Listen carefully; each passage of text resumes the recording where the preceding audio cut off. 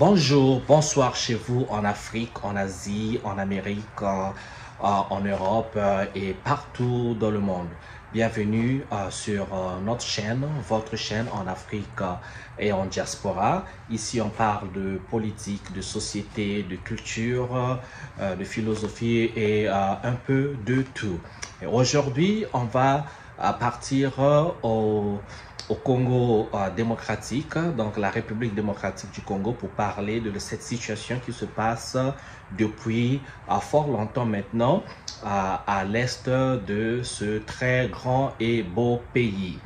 Alors, si vous êtes au parfum des informations, récemment, il y a eu donc une attaque d'envergure par le groupe dit groupe de rebelles M23. Donc le M23 a attaqué à la ville de Goma et aux dernières nouvelles, la ville serait donc entre les mains de ce groupe rebelle qui assure aujourd'hui le contrôle et il y a même des vidéos qui circulent. On aura peut-être le temps de jeter un coup d'œil sur donc la prise entre guillemets des otages donc qui sont que les militaires officiels. Et il y a eu aussi dans les images quelques visages des étrangers dits mercenaires qui avaient, dans les services, avaient été donc loués par les officiels de ce pays pour les aider à assurer la sécurité de la ville de Goma qui malheureusement est tombée entre les mains du M23. Alors que se passe-t-il? Ce qui se passe à l'est de Goma, à l'est plutôt de la République démocratique du Congo, il y a Goma, il y a le Kivu, et en fait c'est toute cette zone, c'est là où est concentrée la plus grande majeure des richesses minières du Congo. Et ça dure depuis, on va à une faut parler de des décennies depuis que cette situation perdure. Et ça perdure dans le chaos parce qu'il y a maintenant autant de morts enregistrés et autant d'exploitation, autant de souffrances des populations civiles qui ne cherchent qu'à vivre leur vie, qui ne cherchent que la pitance, qui ne cherchent que de l'espoir pour vivre comme tout le monde, espérer avoir un avenir pour leurs enfants, mais la violence ou les violences qui sévissent dans ces zones n'ont plus leur nom. Alors, il me manque un peu des mots parce que on ne peut pas vivre dans une nation comme la République démocratique du Congo, l'un des pays les plus riches du monde, les plus riches de l'Afrique. On parle en termes de ressources minières ici, là, mais on ne veut pas parler en termes de ressources humaines parce que, eh bien, c'est un pays paradoxal comme dans beaucoup de pays africains où il y a de la richesse minière, il y a de l'or, il y a le diamant, il y a le coltan aujourd'hui qui est une grande composante dans la fabrication des appareils électroniques de haute gamme. Il y a le cobalt, il y a de l'uranium. Et vous rappelez-vous, l'uranium qui a été l'une des composantes de la fabrication de la bombe atomique pendant la Deuxième Guerre mondiale par les Américains était tiré du Congo. C'est ces deux bombes atomiques fabriquées à travers le projet Oppenheimer. Il y a même un film qui a été fait, je pense l'année dernière. Le projet, donc le titre du film, c'est même Oppenheimer qui relate tout le processus de la fabrication des bombes atomiques et tous les scientifiques inclus.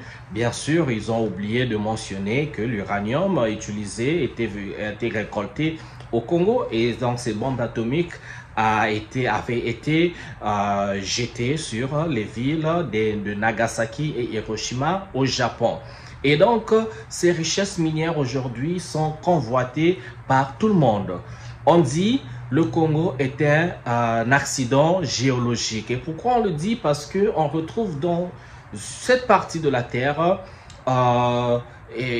au-delà des richesses minières, au-delà de diamants, or et tout ce qu'on connaît, cuivre et autres, mais il y a le grand bassin du Congo. Et quand on parle du grand bassin du Congo ici, ça inclut la République démocratique du Congo, la République du Congo, une partie du Cameroun, la République de Centrafrique. Et quand vous regardez la carte de l'Afrique, vous voyez que c'est une zone super arrosée, c'est une zone super verte. Et il y a le grand fleuve Congo, qui est le fleuve le plus profond au monde et le second fleuve le plus puissant au monde de par son débit. Et les rivières, on n'en parle plus parce que c'est une zone super arrosée et qui constitue le deuxième poumon mondial après donc l'Amazonie au Brésil.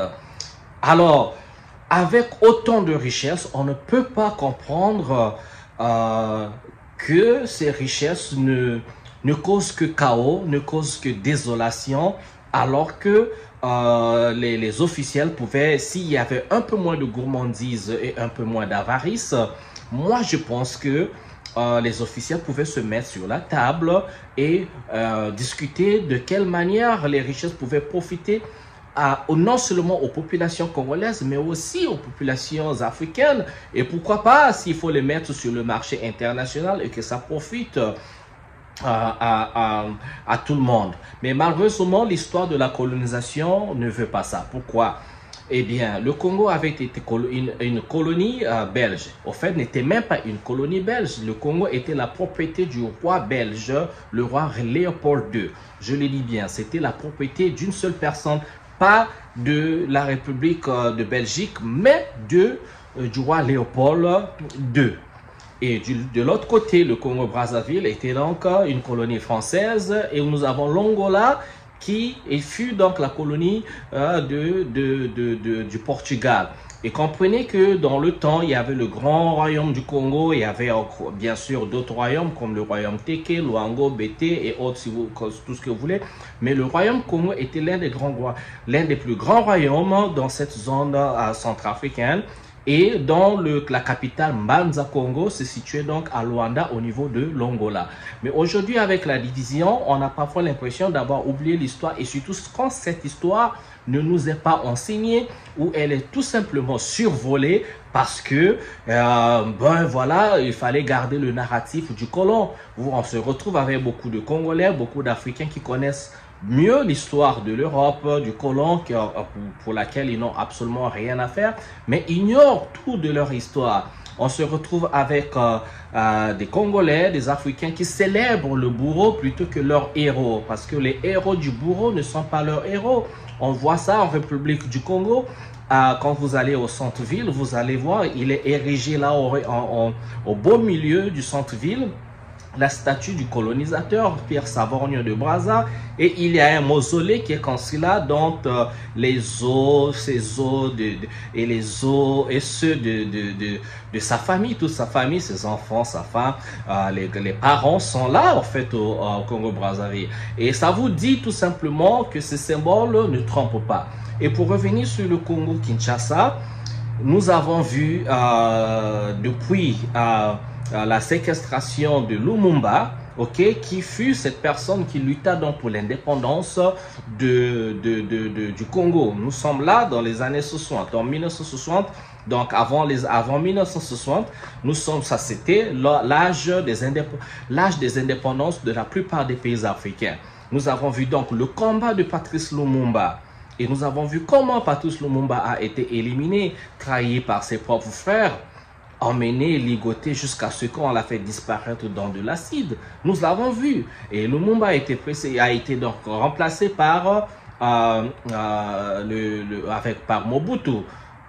Mobutu Sese Seko Kukungwendo Wazabanga. Et on a vu de quelle manière Mobutu Sese Seko a mené le Congo. Malheureusement, c'est pendant cet âge assez rocambolesque parce que on connaissait plus, parce que Mobutu a dirigé le Congo d'une main de fer, mais Mobutu malheureusement n'a pas pu développer le Congo comme on voit avec les pays arabes. Pourtant, il avait toute la richesse, le contrôle ou le peu de ce qui lui revenait, parce que il ne faut pas se tromper. Le Congo a bien avoir les richesses minières, Mais l'exploitation de ces richesses est faite par les entreprises étrangères. Vous avez au niveau du pétrole, vous avez les entreprises américaines, vous avez Chevron avec les Français, on a Elf, on avait Elf dans le temps, maintenant ça s'appelle Total, mais c'est les mêmes gars en fait, on change de nom. Donc vous avez les corporations étrangères ou les entreprises étrangères qui sont en train d'exploiter les minerais au Congo. Et nous assistons à quoi d'autre? À l'arrivée de la Chine. La Chine s'est mise dans la danse, la Chine achète des mines, la Chine exploite dans le silence total, même si la Chine a des contrats comme ça avec les différents pays africains dans la construction des routes et de l'infrastructure, donc le bâtiment. Mais on sait que la Chine a aussi un œil sur les mines. Pourquoi? La Chine est un pays, il faut dire, la seconde ou la première puissance économique du monde aujourd'hui. Et en Chine est en processus d'achever son industrialisation. Mais qui dit industrialisation, qui dit le besoin nécessaire des matières premières. Alors, les matières premières se trouvent où? C'est en Afrique. Et ils se mettent dans la danse. On a vu encore avec la guerre entre la Russie et l'Ukraine. Et qu'est-ce qui se passe? C'est quasiment tous les pays du monde qui convoitent l'Afrique. La Russie qui se rebat au niveau de l'Afrique de par sa présence et tout le monde se rue vers l'Afrique et le regard est tourné vers le Congo-Kinshasa. Et le Congo-Kinshasa est en conflit permanent avec son voisin, le Rwanda. Le Rwanda dirigé par Paul Kagame. Alors que se passe-t-il? Paul Kagame est une figure très controversée. Pourquoi? Eh bien, d'un côté, c'est quelqu'un qui a récupéré son pays après le génocide rwandais, qui était une situation très fâcheuse, mais il est en train de construire le Rwanda et de raffermir, de faire évoluer l'économie rwandaise. Il est applaudi, il a fait de Kigali, la capitale du Rwanda, l'une des villes les plus propres de l'Afrique. Il y a la compagnie aérienne Rwandair qui commence à déverser beaucoup de villes dans le monde. Ok, mais de l'autre côté, où tire-t-il les richesses? Où tire-t-il l'argent pour développer son pays? Eh bien, avec toute la controverse qui va derrière, le Rwanda n'a pas de mine de diamants, mais le Rwanda est un pays producteur qui vend des diamants à l'échelle internationale. Les mines du Rwanda se trouvent au niveau de la République démocratique du Congo. Bref, les mines ou la richesse du Rwanda est tirée au niveau de la République démocratique du Congo. Alors qui est Kagame, qui soutient Kagame? Alors qu'est-ce que le M23 qui soutient le M23? On ne sait pas, il y a des spéculations, il y a des rumeurs, mais suivez mon regard. Vous savez tous, quand on parle de corporation, on parle d'identité qui n'a pas de nom, mais nous savons qui joue derrière. Et donc, le système, c'est quoi? Les mines sont exploitées par des enfants, par des femmes, par des civils, des gens qui prennent des risques pour aller creuser.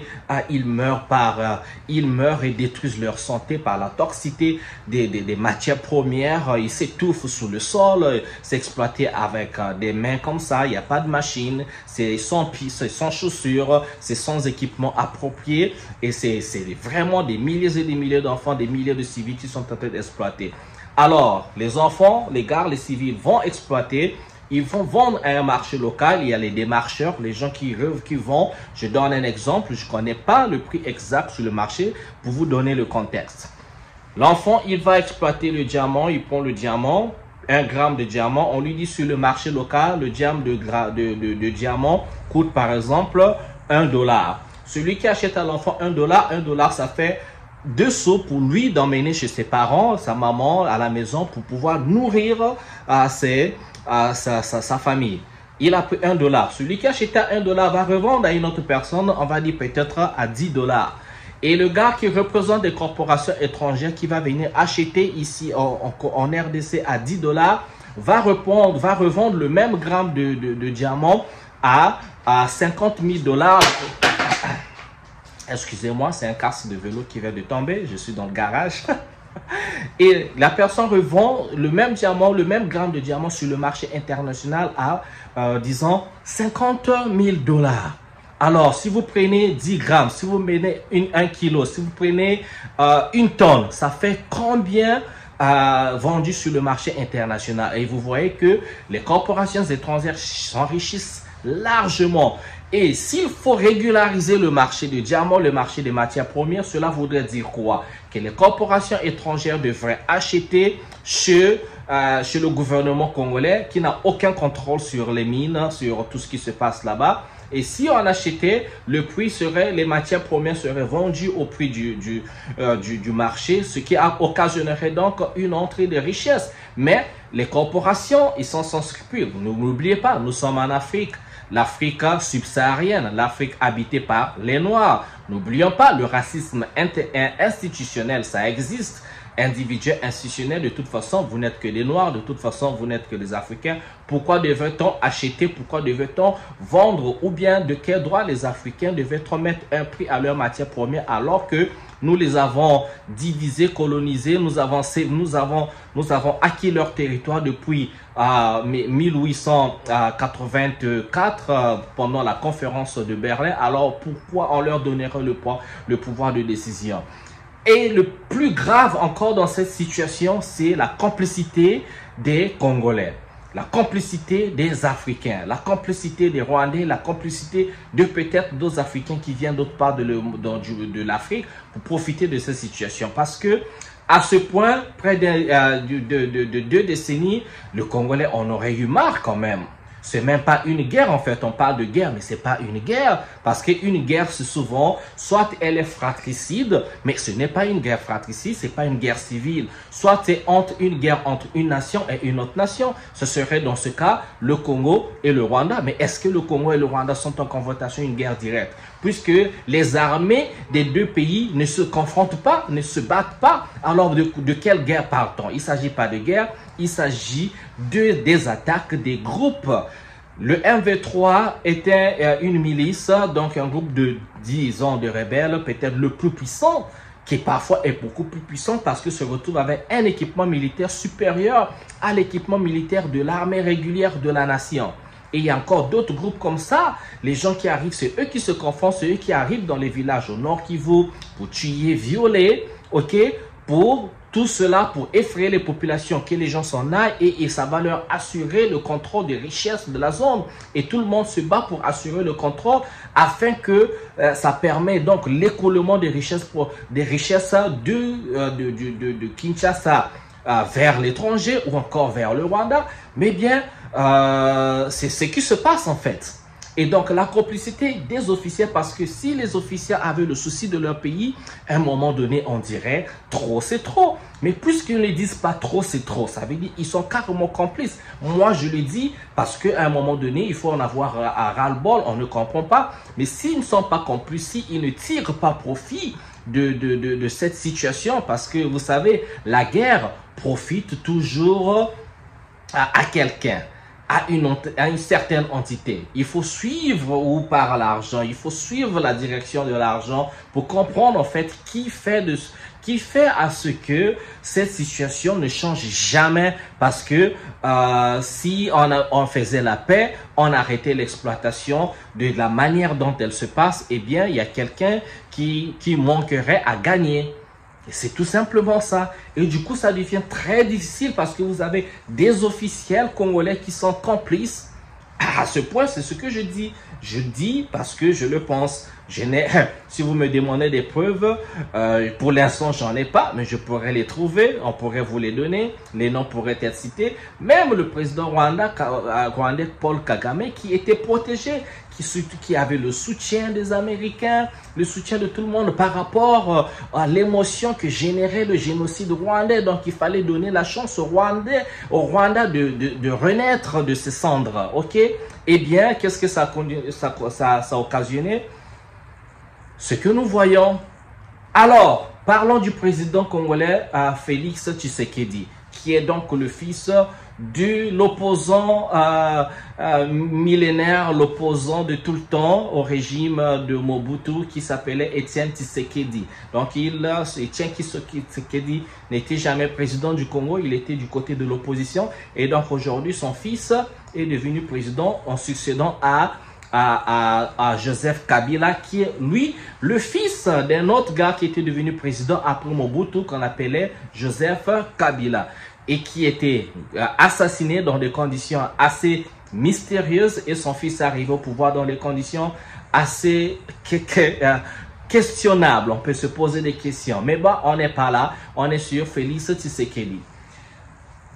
Comment est-ce que Félix Tshisekedi, qui a grandi aux environs du Congo, en Afrique ou peut-être en Belgique, ou a vu qu'on est bien la situation dans ce pays, n'arrive pas, en arrivant au pouvoir, de faire de l'arrêt de ces situations une priorité, de pouvoir analyser, parce que j'ai parfois l'impression que Félix Tshisekedi entre en partenariat, demande de l'aide à ceux-là même qui animent cette situation, à ceux-là même qui veulent que cette situation perdure, que le statu quo demeure. Tu ne peux pas demander de l'aide à ton ennemi qui te montre le sourire derrière, c'est des couteaux. Tu ne peux pas faire ça. Il faut lire les choses. Il faut lire les choses. Je ne suis pas politicien, mais je pense que tout simplement avec une certaine logique, on peut se dire, mais trop c'est trop. On tue tes frères, tes sœurs. Vous êtes là tranquille dans la ville de Kinshasa. Les Congolais sont tranquilles. Et là aussi, je vais inclure d'autres populations. Les gens sont tranquilles. Les gens sont là en train de faire des concerts. Ils sont à l'église, des milliers d'églises. Ils prient matin, midi, soir, toujours dans des prières qui ne donnent absolument rien. Dans des musiques, dans des clashs, des musiciens, ils font faire des concerts en train de danser, en train de prendre des bières, de prendre insouciant comme pas possible. C'est comme s'il ne se passait rien du tout. Comme s'il se passait absolument rien. C'est ça. À un moment donné, dit, est-ce que les Congolais ne méritent pas ce qui leur arrive? Parce que si vous ne pouvez pas bouger du doigt, alors vous pensez que ça va changer. Mais non, si vous êtes la vache nourricière, ne pensez pas que ça va changer jusqu'à ce qu'on tue la vache, peut-être. Voilà, grosso modo, la situation en République démocratique du Congo. Les Africains sont où? L'Union africaine est où? La CEDEAO, la CEMAC, au niveau de l'Afrique centrale, au niveau de l'Afrique de l'Est, je ne sais pas comment ça s'appelle cette organisation. Mais les Africains sont où? Pourquoi les Africains sont toujours absents au problème de l'Afrique? Ceux qui ont colonisé les pays africains ont le même agenda pour toute l'Afrique. Ne pensez pas que parce que ça brûle chez le voisin, que le feu ne va pas arriver chez vous. Non, vous êtes le prochain. Ça brûle chez le voisin, vous n'aidez pas le voisin à éteindre le feu, ce sera vous le prochain. Aussi simple que ça. Les Occidentaux sont là pour protéger leurs intérêts. Ils le disent matin, midi, soir à la télé. Les Français, le président français, ce jeune garçon très impoli, il lui dit, ah, nous sommes là pour protéger les intérêts de la France.